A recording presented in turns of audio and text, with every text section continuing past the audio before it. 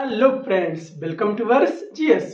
दोस्तों, आज हम केमिस्ट्री के महत्वपूर्ण प्रश्न के बारे में अध्ययन करेंगे जो कि पेपर में हर बार पूछे जाते हैं। तो दोस्तों, ये वीडियो आपके लिए बहुत ही ज़्यादा इम्पोर्टेंट है, इसलिए वीडियो को आप लास्ट तक देखिएगा विदाउट स्किप किए हुए। ठीक है ना? तो आइए हम वीडियो को शुरू करते हैं।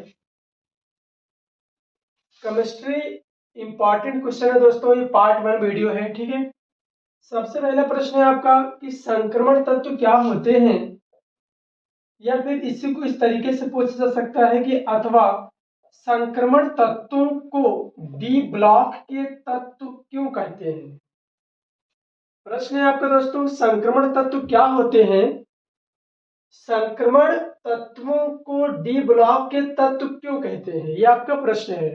तो इसका आंसर क्या होगा, वे सभी तत्व जिनके डी कक्षक में यानी डी उपकोष में अयुग्मित इलेक्ट्रॉन हो संक्रमण तत्व कहलाता है।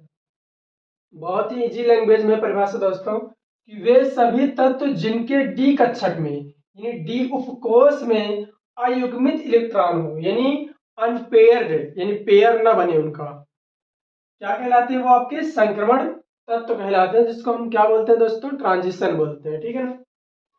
अब इनको संक्रमण तत्वों को डी ब्लॉक के तत्व क्यों कहते हैं, इसका रीजन क्या है। तो आपने क्या लिखा है कि संक्रमण तत्वों को डी ब्लॉक के तत्व इसलिए कहा जाता है क्योंकि इनके अंतिम इलेक्ट्रॉन डी कक्षक में प्रवेश करते हैं। इनको हम संक्रमण तत्वों को डी ब्लॉक का तत्व क्यों कहते हैं, क्योंकि इनका जो अंतिम तत्व होता है डी ब्लॉक में प्रवेश कर जाता है। ठीक है ना? अंतिम जो इलेक्ट्रॉन होता है दोस्तों कहाँ पर प्रवेश कर जाता है, डी ब्लॉक में। ठीक है। नेक्स्ट बात करते हैं, डी ब्लॉक के तत्वों की 4 विशेषताओं का उल्लेख कीजिए। अगर आपसे क्वेश्चन किया जाए कि डी ब्लॉक के जो तत्व होते हैं उनकी 4 विशेषताओं का उल्लेख कीजिए। दोस्तों, आपको पता होगा कि ब्लॉक कितने होते हैं, टोटल 4 होते हैं, SPDF होते हैं। ठीक है ना? तो डी ब्लॉक के पहला जो विशेषता है दोस्तों क्या होगा, डी ब्लॉक के तत्व उत्प्रेरकीय गुण रखते हैं। तो पहला यही है विशेषता। दूसरा है प्रतिवर्ती ऑक्सीकरण अवस्था प्रदर्शित करते हैं। जितने भी डी ब्लॉक के तत्व होते हैं प्रतिवर्ती ऑक्सीकरण अवस्था प्रदर्शित करते हैं। ठीक है। यह संकुल यौगिक बनाते हैं, संकुल यौगिक बनाते हैं, रंगीन यौगिक बनाते हैं, और इसके साथ साथ ये रंगीन यौगिक बनाते हैं। तो ये आपकी 4 विशेषताएं हैं। ठीक है। नेक्स्ट प्रश्न है दोस्तों, डी ब्लॉक के तत्वों के निम्न गुणों की व्याख्या कीजिए। ये पहला गुण क्या होना चाहिए, इलेक्ट्रॉनिक विन्यास।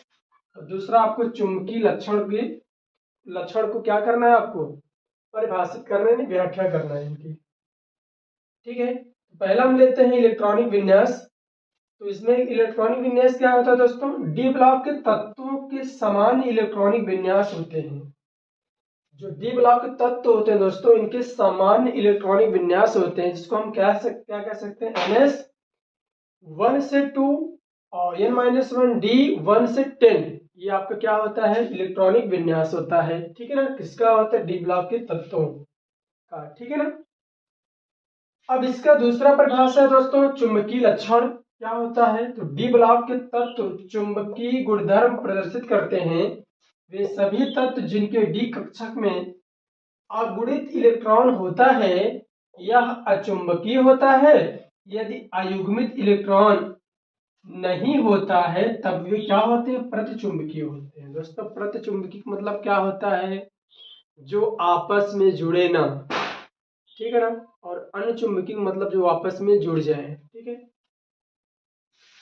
अब यहाँ पर ध्यान देना, नेक्स्ट है आपका हेनरी के नियम का उपयोग लिखिए। तो हेनरी के नियम का उपयोग क्या है दोस्तों, पहला आपका है मृदु पेय में CO2 की विलेयता बढ़ाने के लिए बोतलों को उच्च दाब पर सील किया जाता है। तो पहला तो इनका उपयोग ये है। दूसरा क्या है, गोताखोर जो होते हैं दोस्तों, आपको पता है कि पानी के नीचे जो जाते हैं, ठीक है ना, सिलेंडर लेकर के, तो उसमें ऑक्सीजन के साथ साथ कहीं कहीं हीलियम भी होता है। तो गोताखोर O2 के साथ साथ He यानी हीलियम ले जाता है। ठीक है ना, हीलियम जो होती है दोस्तों सबसे हल्की गैस होती है। ठीक है, तो इसको भी लेके जाता है वो। दोस्तों ये रहा आज का वीडियो, ये पार्ट 1 है दोस्तों, इसके बाद पार्ट 2 पार्ट 3 आता रहेगा। ठीक है ना, तो दोस्तों वीडियो कैसा लगता है कमेंट बॉक्स में जरूर बताइए। अगर हमारे चैनल को सब्सक्राइब नहीं किए हैं तो आप हमारे चैनल को सब्सक्राइब कीजिए। तो मिलते हैं नेक्स्ट वीडियो में दोस्तों, जय हिंद।